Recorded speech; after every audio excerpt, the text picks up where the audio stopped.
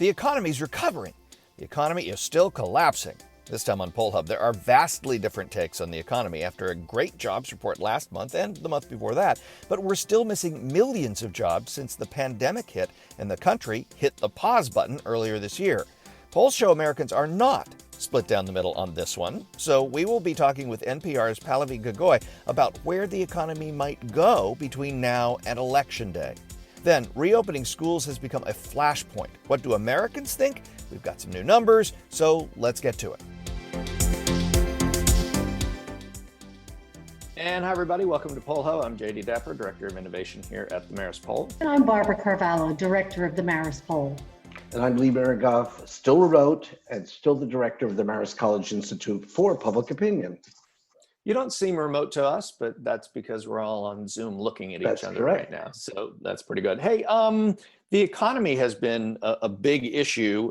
It was going to be the issue, I think, that Donald Trump thought would drive his reelection. It is now the issue that I imagine Joe Biden thinks might drive his election in November. But we have asked some questions about the election, as have almost all pollsters, about the economy. And there have been conflicting numbers. A lot of jobs have come back, but there's so many jobs that disappeared earlier in the year. And Americans are very concerned about the economy. So what we want to do is not so much focus on the opinions of Americans in this case. Normally that's what we do. We talk about polls, but talk to somebody who knows more about the economy so we can figure out maybe where we're going with all this. So we thought no better person to do that than NPR's Pallavi Gogoi. Welcome. Thank you. Thanks for having me. So as we mentioned, the jobs numbers, the president and the White House have talked about the jobs in the last two reports being really great, coming back, big jobs numbers. But this is off of a disastrous report in March and April. Where is this going, do you think? What is your reporting showing that the economy is going with respect to jobs? It's been really interesting for us because we track, every single economic data point that comes out from the government, right? I mean, the monthly jobs report really gives us a pulse of how is the country doing in terms of employment. The last time the numbers came out, it was, it captured sort of jobs for June. And the minute the numbers came out, we knew that they were basically out of date, even though they gave us a snapshot for the middle of June, which in normal times is a pretty good enough snapshot. But what we knew from, just from being in the news business is that a lot of many parts of the country were going through, spikes in coronavirus. Many parts of the country that did not see these spikes were seeing those spikes. And in the South and in the West, states were starting to reinstate either lockdowns or deciding to shut down, or in some cases, businesses deciding to shut down by themselves. So even the people who were starting to come back to their jobs were basically either told to stay at home or were being sent home because the businesses were shutting down. And that basically means that the middle of June, what was happening in the middle of June was not the case to the end of June. And it kind of captures the huge uncertainty that we are in right now. And I almost feel like it's very, very hard to predict where we're going. Every single week is different. We're all living moment to moment. If you look at, people who are in the business of projecting anything, that's a very, very tough business to be in. I mean, Wall Street analysts who project what companies are going to report in the next 3 months, those are so wild. Usually people will say we'll have a difference of, there's a margin of error, right? I mean, look, a lot of them are wrong a lot of times. But, they're all over the place. And even the economists who were projecting, how many jobs would be created in June. On the lower end, someone had 500,000 jobs. On the top end, someone had 9 million. So you have the kind of variation that we have not seen in our lifetime. And, I've followed the economy for many, many years now. It's the same thing with, like I mentioned, how, analysts on Wall Street are projecting how companies do, because ultimately, companies' performances really, give a sense for where the economy is doing, how the economy is doing, where the economy is heading. And really nobody really knows what's going to happen, because one person might be looking at a different set of numbers and the other a different set of numbers. There's been a whole series, obviously, of stimulus packages that have gone to, kind of plug up the holes in all this. And, clearly we're running a huge deficit along the way. And I understand this month was the record for a month that we've ever experienced. But you recently wrote an article about the small business loan program, which was a key part of the president's package to keep the employment picture okay. And could you go through some of the problems that obviously hasn't paid the dividends that the White House had hoped? Yeah, the small business loan program was meant to basically protect jobs. It was rightly called the Paycheck Protection Program. What it was meant to do is basically keep people's paychecks. So, that we know that a lot of small businesses basically had to shut down, like a lot of, pretty much all of Main Street around the country went into lockdown mode in March, at some point in March. Roads went silent. People stopped going into work. I mean, it was kind of like something that I think none of us had ever seen before.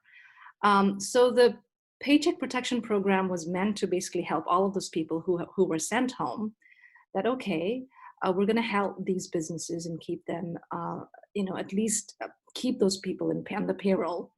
Now, about 700,000 businesses received received the funds from the government program.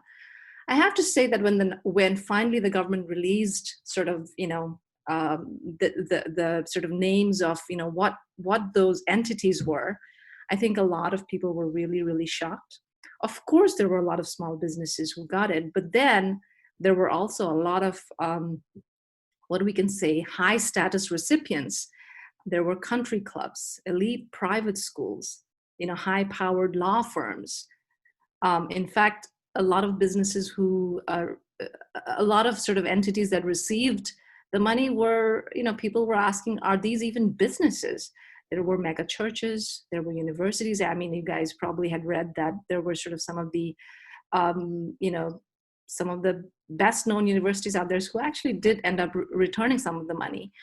And, there were a lot of questions as to whether the money that was meant to keep workers on the payroll really did, if it actually went out to, even Kanye West, for instance, got a part of taxpayer dollars to prop up what we don't know. And a lot of times when his hopes for running for president, maybe. Right, exactly. I mean, he is running for president. Or was. He dropped out, so. Easy. Jay, he was in the Billionaire Protection Program. That is exactly what people are asking. Is it who did it really protect? And a lot of times when programs come into being the way they have during the the coronavirus recession, they happen very suddenly. Things were not thought through, and this is kind of what happens when that happens. It does help some people, but a lot of other people do take advantage of it. It's really hard to predict the future. I mean, we know it better than most people as pollsters. But how do we navigate through all of these economic numbers? I mean, we see, some polling numbers, and for instance, Gallup has an economic confidence index, which was, incredibly, I think, historically high in January, and is now historically low in June. We ourselves at the Marist Poll have an economic index which is kind of hovering, at the midpoint between, sinking into the really significant negatives and hovering back up positively. But how do we navigate this? Even some of the numbers you talked about, we've seen historic highs in unemployment, historic lows in mortgage rates just today. So what would you suggest we look at? It's really interesting because at the end of the day, we always say the customer is king, right? Everybody who runs a business, customer is king. And I think that is what's playing out. A lot of times, we have seen politicians have been very, very reluctant to close down or to, send their communities back into lockdown because it is devastating on so many levels, mentally devastating, economically devastating. It's just difficult. But people vote with their pocketbooks. And a lot of, economists who love numbers are looking at real-time data, right? They will look at, credit card spending, mobile sort of tracking devices. There's so many companies who track, mobiles, sort of how people are moving around. And foot traffic. I mean, these are all numbers, things that people look at.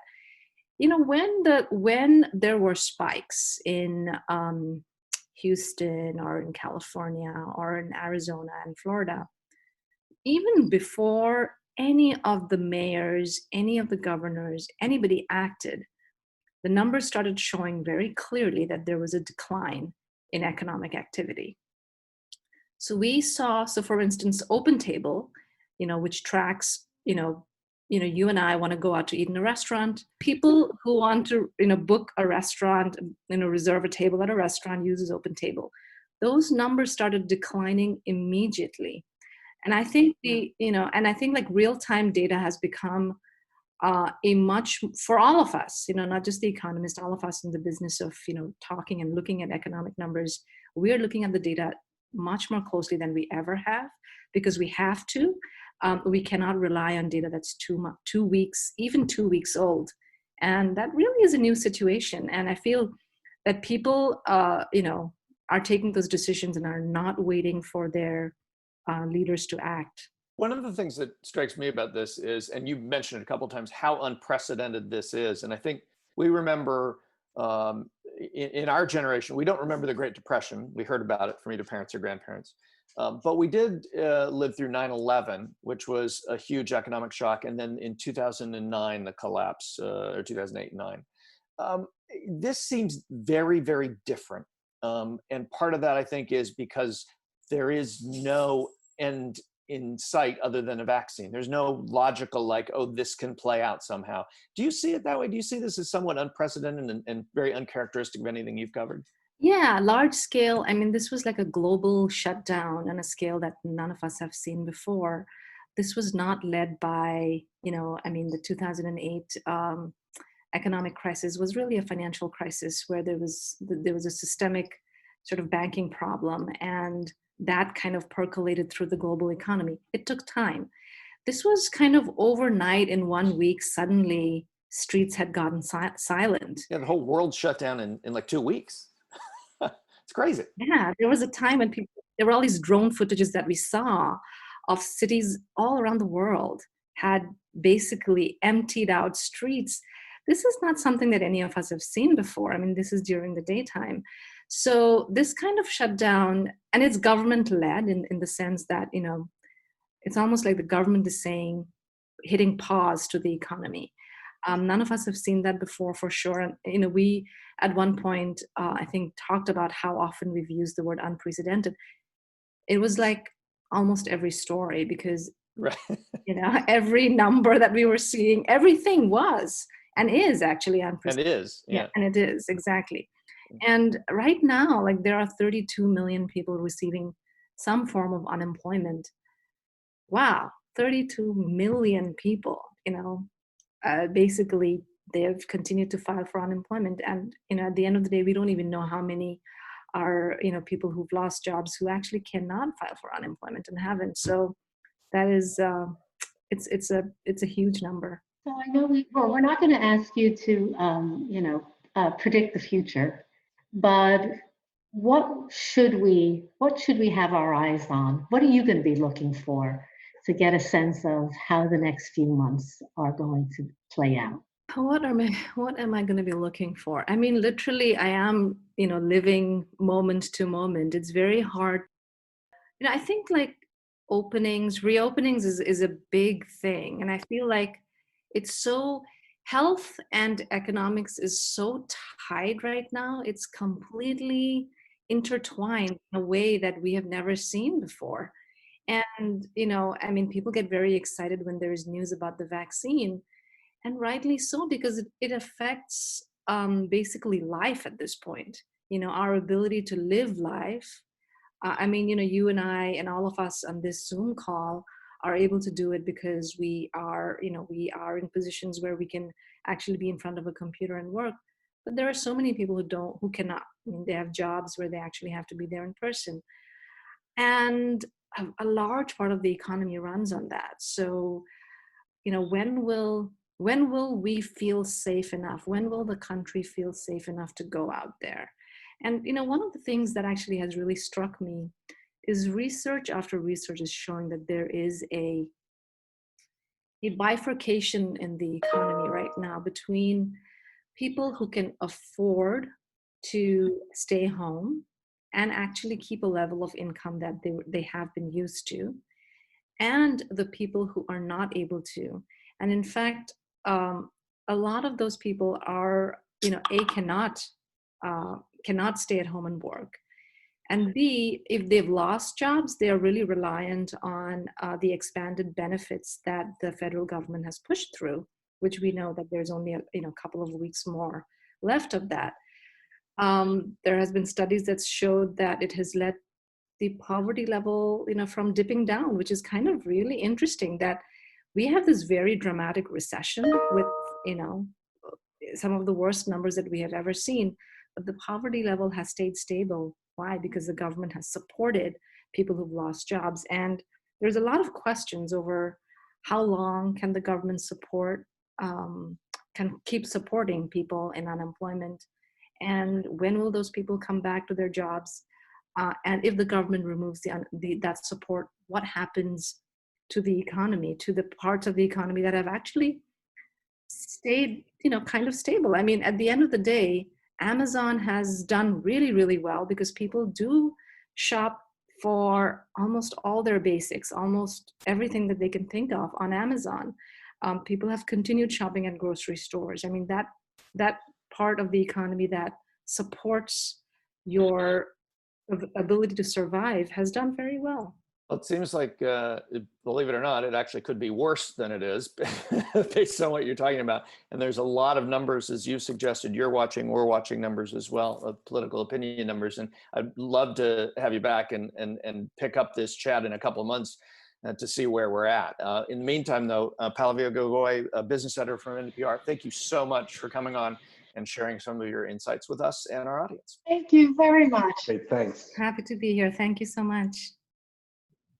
So one of the things we certainly have our eye on in terms of, opening and reopening is school and public schools, and the implications that it has not only for the students and families who are going to be impacted by whether schools are able to open in communities, but also from our last discussion, it has a pretty significant impact on the economy as well, and whether people can get back to work. So it is all interrelated. And the Trump administration has been pretty forceful about saying they want schools to reopen for in-person instruction in the fall. They really see this as integral to getting the economy moving. But Americans kind of have a different sense of this, particularly parents. We did a survey just last week of New York State, and it was actually an interesting take to look at New York, because New York was probably at the worst of the coronavirus in March, and now is one of the best states going forward. We're slowly reopening. but have had some, very, very positive indications that that will continue. But New York State residents, half of them, 50%, think it's a bad idea to fully reopen public schools within school instruction this fall, and only 40% think it's a good idea. Parents obviously really splitting on this. So what does this mean? What does this mean for the economy going forward? What does this mean for what we're gonna be able to do in the next couple of months? Well, it's really a catch-22, because as you say, for many households, they are hoping to continue or to go back to work. And then you have children who are school age, and what do you do if the schools are not open in terms of your jobs and that kind of situation? Here, I do have a, kind of like a real serious problem with this topic, because I know people have been critical of the administration in terms of the, maybe the lack of planning and the timetable and game plan on how to treat the coronavirus. But here we're getting, the White House is telling us schools must reopen. I'm not getting a set. Where's the plan? How do you do that? It's not the federal government's responsibility to do that, although they've been sort of doing the carrot and stick approach, where they threaten to withhold federal aid, I guess, if you don't open. So one of my questions is, what's the guideline? What strikes me most, one of the biggest things about this is that we have talked repeatedly on this podcast about the partisan divide about everything, down to like ice cream probably. Actually, we haven't done that one, but I'm sure there's a partisan divide on ice cream. There is much less of a partisan divide on this. We did the New York poll. There's a couple of national polls asking about whether people believe the Trump administration's insistence on schools reopening is a good idea or a bad idea. The two polls, one was a Yahoo YouGov poll, there was a Politico Morning Consult poll, both of them 65%, roughly the same number of Americans saying, no, this is a terrible idea. They were very, very adamant that the Trump administration should not be pressuring schools to open. 65% of everybody agreeing on something that the Trump administration is involved in is not something we have seen for the last 3.5 years. And so what strikes me about that is that this is an issue within the coronavirus thing. This is an issue that begins to have people put aside partisan differences and coalesce around something that maybe transcends partisanship, and that is their kids and their families. And in those polls and in our polls, what we found repeatedly is people care more about health than they do about the economy or about getting back into school. They care about health. That seems to be the overriding thing. And as these numbers spiral out of control in Arizona and Texas and Florida, and as the pandemic worsens again, I mean, for New York, we were on the early stage of that. We are in a much better place now. But as it worsens, I think people in a large part of the country that didn't have the sense of urgency that maybe we had here, I think is spreading. And that is diminishing, at least in this one case, the partisanship that we've seen for the partisan divide we've seen for the last 3.5 years. I want to get Barb's take on science in a second, but we were expecting a V. We were expecting, phase one, and then the summer was going to be good. And then we were going to wonder how long we could, run the football down the field literally until, we might get a second phase in trouble. But the reopening, it almost seems it was just a little or significantly premature, because that was understating. But around the world, there's a lot of countries that are doing much better than we are in terms of this, because the shutdown was more severe, and so the benefit is clearer. But I don't want to lose the thread there, Barb. You're like, we've heard you on the topic of science. This has got to be, really annoying to you at best. Well, I've always, I keep saying over and over again that, I am a science advocate. And it doesn't mean that, we have to follow every rule or not question, some of the things that we hear. But science is kind of just the best thing we've got to filter through all the opinion, all the anecdotes. It's fine to kind of weigh things based on your own experience, but there are a lot of people that are looking at the collective experience, not just in the US, but also around the globe. One of the things we talk about in surveys is always being able to have this really large sample to understand, to be able to drill down to particular subgroups and understand how things affect people at an individual level. Well, because of the extent of this global pandemic, we actually have an incredible sample size, if you want to put it quite that way, of ways of studying the best ways of being able to deal with this. Now, certainly there are fits and starts. There are some things that will work and some things that won't, but it's not about being a political issue, although certainly that has taken front and center for the US, which is very unfortunate.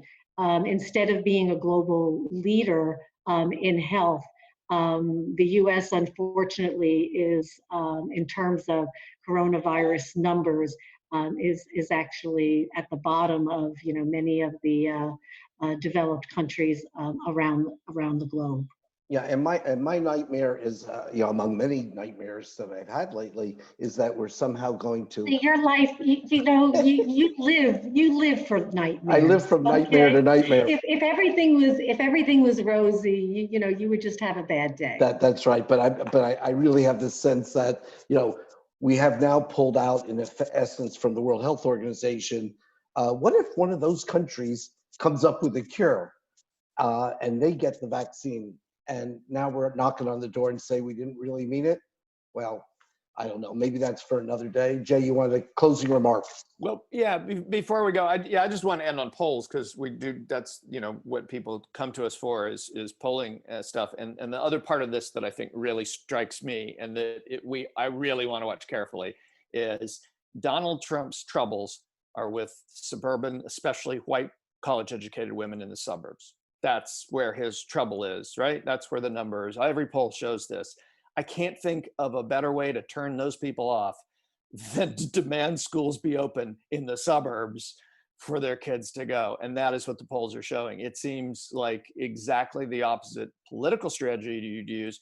And I'm really curious to see what happens to that subgroup in national polls and in swing state polls. And we're going to be seeing a lot of that over the next 2 or 3 months. As this push happens. I think there's something to watch there, and I think there may be a cause and effect. Not sure we can directly link it, but I think there's probably going to be some sort of something to watch there anyway. That'll do it for this edition of Poll Hub. Poll Hub is a production of the Marist Poll in Poughkeepsie, New York.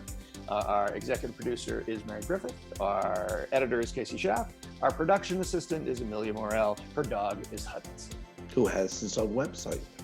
No, he has his own Twitter account, Lee. Twitter account. Yeah, I'm sorry. Yeah, and we've also heard he's a one podcast dog. Yes, I know, and I did not want him branching out into other podcasts, as much as there's probably some good ones around. Anyway, we do rely on the Roper Center for their ongoing information and provides us a sort of direction of things that have gone on, and we do thank our guest today, who provides a whole new world of economic data that I think really helps shed a light on some of the things that we need to better understand. And if you have any questions or comments or suggestions, opinions, we love to collect opinions. Reach out to us on social. You know how to find us at Marist Poll on Twitter, Facebook, Instagram. And if you want to learn more about polling and the things we talk about, we love to pitch our learning platform, the Marist Poll Academy. As you know, it is free, and you can get lots of information there about the ins and outs of polling. Finally, if you like what you hear on Poll Hub, please leave a review on your podcasting app of choice. Hopefully a positive review to help other people find us. And while you're at it, make sure that you subscribe. Please be safe, and we'll see you next time.